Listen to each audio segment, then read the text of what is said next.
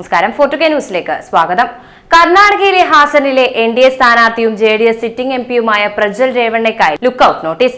ലൈംഗികാതിക്രമ case അന്വേഷിക്കുന്ന പ്രത്യേക അന്വേഷണ സംഘമാണ് ലുക്കൌട്ട് നോട്ടീസ് പുറത്തിറക്കിയത്. രാജ്യത്തെ വിമാനത്താവളങ്ങൾ, തുറമുഖങ്ങൾ, ഇമിഗ്രേഷൻ പോയിന്റുകൾ എന്നിവിടങ്ങളിലാണ് ലുക്കൌട്ട് നോട്ടീസ് പുറത്തിറക്കിയത്. വിദേശത്തേക്ക് പോയ പ്രജ്വൽ ഈ സ്ഥലങ്ങളിൽ ഇറങ്ങിയാൽ കസ്റ്റഡിയിലെടുക്കാനാണ് ലുക്കൌട്ട് നോട്ടീസ് പ്രസിദ്ധീകരിച്ചത്. അതേസമയം പ്രജ്വൽ രേവണ്ണ 4ാം ഘട്ട തിരഞ്ഞെടുപ്പ് കൂടി കഴിഞ്ഞ് വിദേശത്ത് നിന്നും തിരികെ എത്തുകയുള്ളൂ എന്നാണ് വിവരം. തിരിച്ചെത്താൻ ടിക്കറ്റ് ബുക്ക് ചെയ്തെന്നും സൂചനയുണ്ട്. ലൈംഗികാതിക്രമ പരാതിയിൽ പ്രജ്വൽ രേവണ്ണയ്ക്കും പിതാവ് MLA രേവണ്ണയ്ക്കും പ്രത്യേക അന്വേഷണ സംഘം സമൻസ് അയച്ചിട്ടുണ്ട്. ഹൊലനസിപുര സ്റ്റേഷനിൽ രജിസ്റ്റർ ചെയ്യപ്പെട്ട ലൈംഗിക പീഡന പരാതിയുടെ അടിസ്ഥാനത്തിലാണ് പ്രജ്വൽ രേവണ്ണയ്ക്കും അച്ഛൻ രേവണ്ണയ്ക്കും പ്രത്യേക അന്വേഷണ സംഘം സമൻസ് അയച്ചിരിക്കുന്നത്. എത്രയും പെട്ടെന്ന് നേരിട്ട് ഹാജരാകാനാണ് നോട്ടീസിൽ ആവശ്യപ്പെട്ടിരിക്കുന്നത്. സംസ്ഥാനത്ത് പ്രചരിച്ച ആയിരക്കണക്കിന് അശ്ലീല വീഡിയോകളിൽ വിശദീകരണം നൽകണമെന്നും സമൻസിൽ ആവശ്യപ്പെട്ടിട്ടുണ്ട്.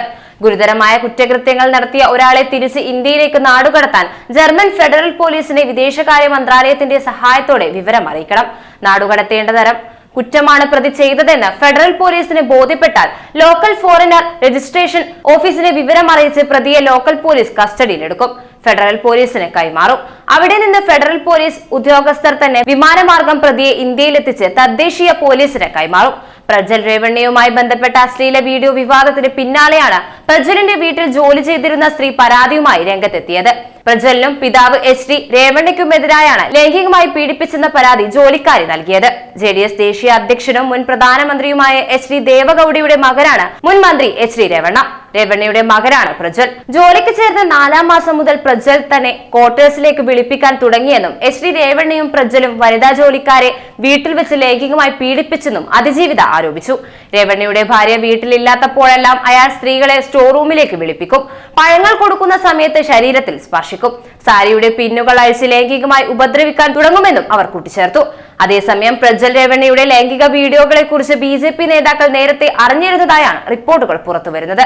3000ഓളം വീഡിയോകൾ അടങ്ങിയ പെൻഡ്രൈവ് ലഭിച്ചിട്ടുണ്ടെന്നും അതിനാൽ ഹാസനിൽ JDSന് സീറ്റ് നൽകിയാൽ ഇത് തിരിച്ചടിയാകുമെന്നുമാണ് BJP നേതാവായ ദേവരാജ ഗൌഡെ മാസങ്ങൾക്ക് മുൻപേ പാർട്ടി സംസ്ഥാന അധ്യക്ഷൻ BV വിജയേന്ദ്രയ്ക്ക് കത്ത് നൽകി അറിയിച്ചിരുന്നത്.